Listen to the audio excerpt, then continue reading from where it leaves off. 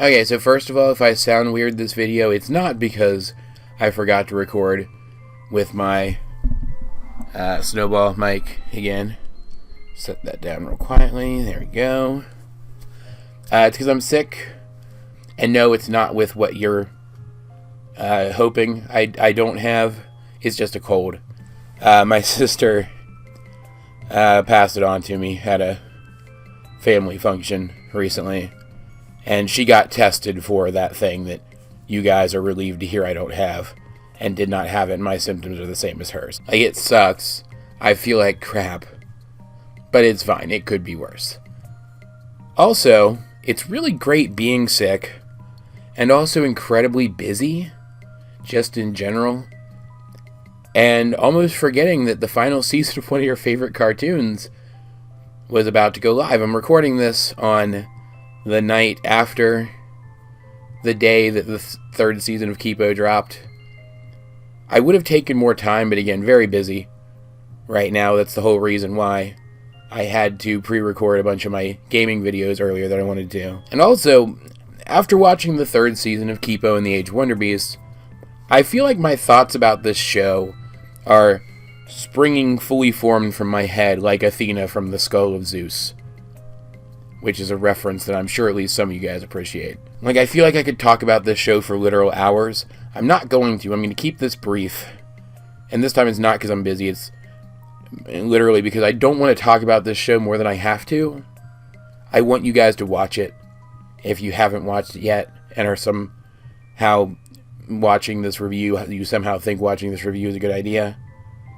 I don't want to spoil anything.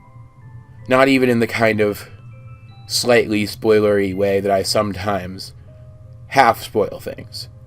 I just want you guys to go watch this show. It's absolutely fantastic. This is the final season. So if you were, for whatever reason, waiting to binge the whole thing at once, now is the time to do that, for sure. The whole thing is very good. It feels like a complete, cohesive story. And I gotta say, I was warned just earlier, well, not today at this point, but late yesterday, let's say, that some people were criticizing this season for having too much comic relief. They were kind of feeling like the comic relief punctuated the dramatic moments too often at the wrong time and actually deflated them of the drama. But I don't feel that that's the case. I actually quite like the humor in this season.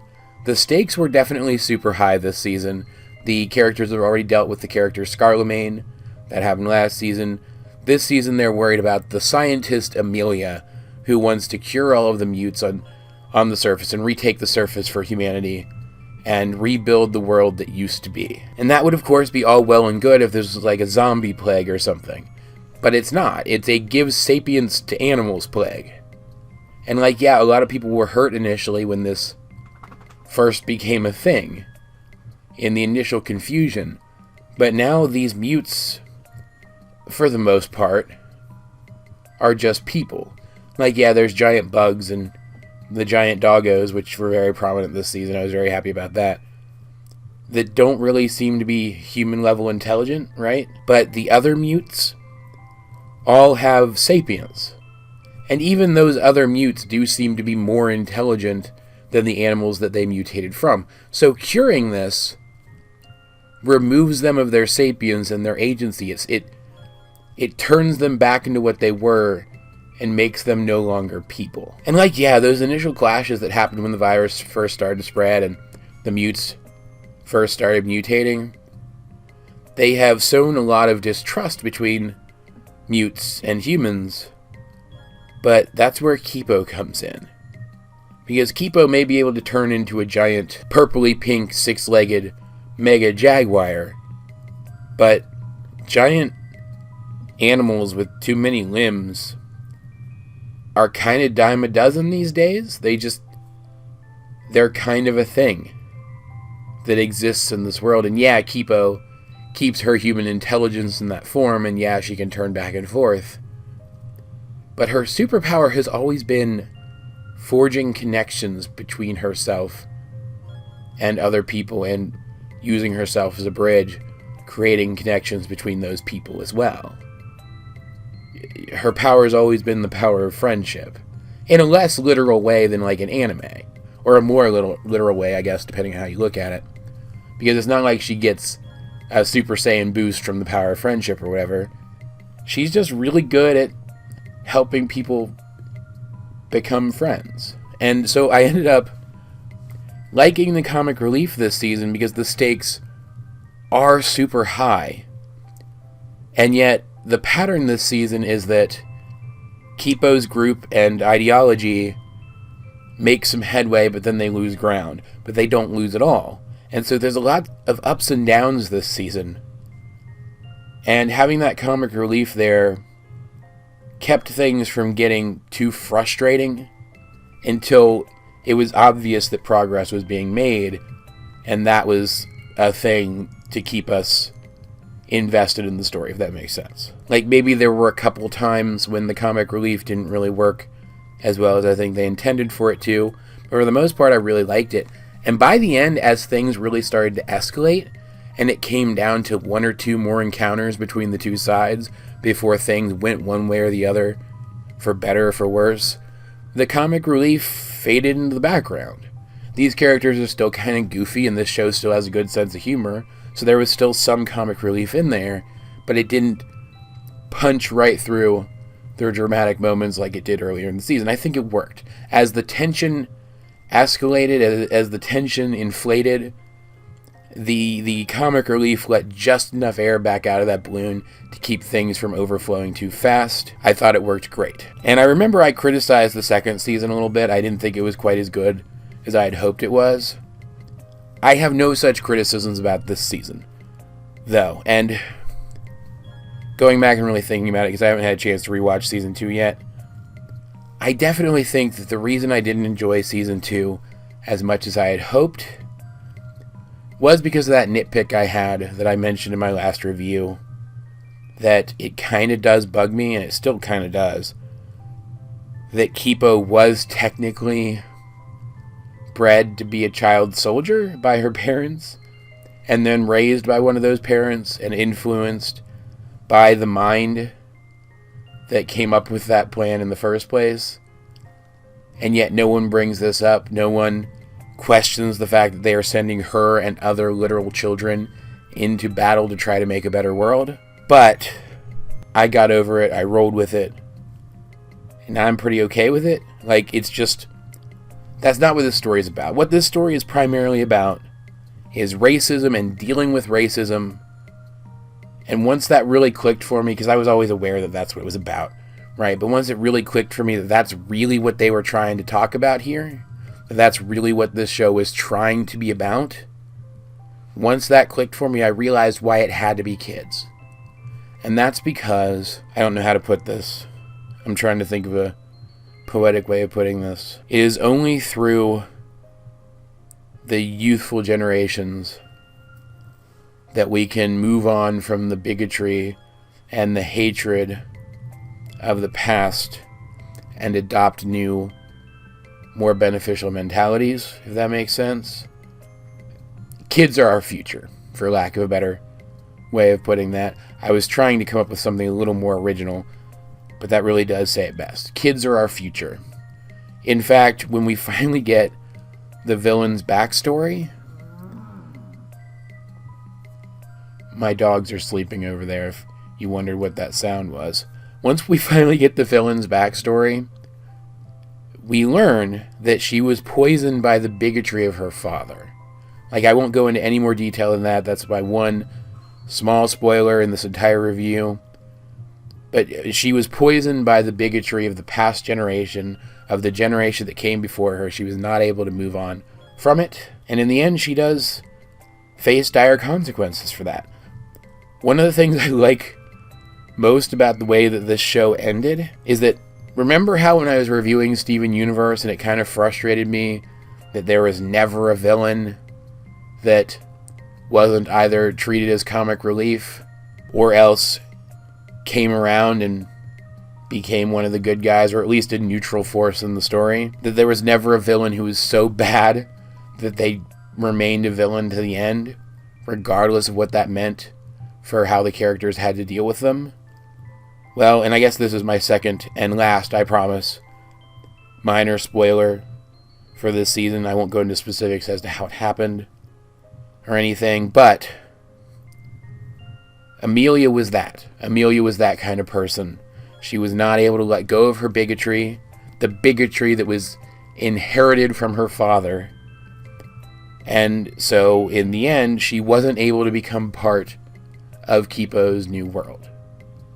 She's obsolete. And with the kind of race relation stuff that's going on in the real world today, that is still going on, like, some people might not even realize it because the news cycle has moved on and nobody's really talking about it anymore, but protests are still happening. And I'm very happy that they are, because they need to. But considering that kind of stuff is really happening right now in the real world, the message of this show, the message that it conveys to kids, is, I think, a hugely beneficial one. Because the storytelling in this, not just this season, the whole show overall, is subtle enough, yet memorable enough and impactful enough that it doesn't come off as preachy. And yet I can imagine that the message of this show will make a long-lasting impact on even young kids who watch it. And I do think that this show could be watched by young kids. This season got kind of brutal sometimes. I cried like twice. Like, actually literally had tears in my eyes. Twice. Like, they make some decisions about some of the characters and their fates, and it hurt. And then they stick to them. They don't take the easy way out, making it clear that this fight does have consequences, that it can hurt people. But even at its most brutal, I think this show is okay for relatively young kids. I also felt like the music played more of a part here than it did in the second season. When we're talking about playing parts, when we're talking about what played parts in this season, this world feels so completely realized. Like, so functional, so real.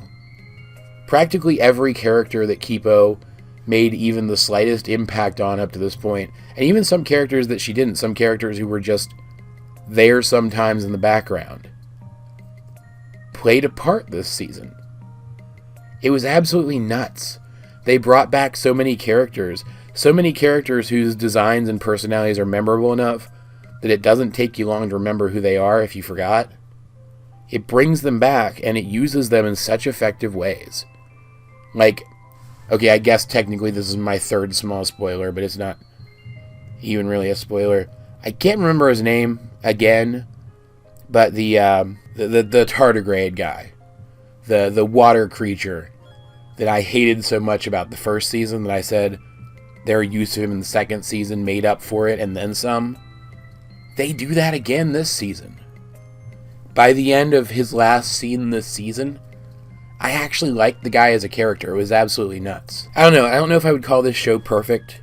It still does kind of irk me a little bit that these kids are still effectively fighting a war on the front lines and leading the fight even.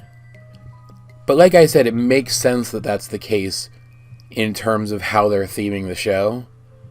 So while it bugs me on a fundamental level, I have to admit it works here. I still don't know if I would call this season perfect or anything. I don't know if I would ever call anything perfect ever. Right? But for what it's trying to do, it does it masterfully. And just in general, this was it was a fantastic season of television. This is a fantastic show. It has such style and presence. It's so funny and memorable, and I love these characters so much. I'm going to miss seeing them. I'm going to miss looking forward to seeing more of them. It really kind of sucks. And we got backstory for everybody. We got not more backstory for Wolf, who is still the best character, by the way, by a wide margin. But she got a little bit of a plot line that extended directly from her backstory, which was very cool. We got Dave and Benson's backstory, which was fantastic. And while we're on the topic of Benson, he just straight up has a boyfriend now, and they're allowed to be affectionate on screen. It was fantastic. It was very, very refreshing to see in a kid's cartoon, that kind of representation. And Amelia's backstory, even though we find out she's done some very horrible things, she's of course doing them now too, but she had done some very horrible things in the past too. I felt for her. Because while she made the choice, she was given multiple choices to let go of that bigotry and move on, and she chose to hang on to it. It wasn't hers. It wasn't something that she created on her own. It was something that was handed to her by someone she respected. And I can appreciate how hard it is to let go of something like that. I used to be like that. I never effectively killed anyone over it, but I used to be like that. I grew up in a family where my parents were bigots. My dad still is. And it was, to downplay it severely so as not to give myself an anxiety attack or anything, it was rough moving past that. So I get it. I get it's hard. But Amelia really was a monster in a world full of giant animals who have various extra limbs and most of them can talk. She was the monster. She was the only monster in the room ever, all season. It's absolutely nuts. If you haven't watched this show, if you've slept on it somehow, watch it. Watch it. It's so good. Like, my criticisms of it are literally just the nitpickiest of nitpicks. It's so good. There are a few shows better than this on Netflix. Original shows especially. But as per usual, guys, I'd like to know, what did you think of Kipo and the Age of Wonderbeasts if you have seen it? Let's get a discussion going in the comment section down below. Sorry, I thought I was going to sneeze there for a second. In the meantime, though, this has been AJ22, and I will talk to you guys later.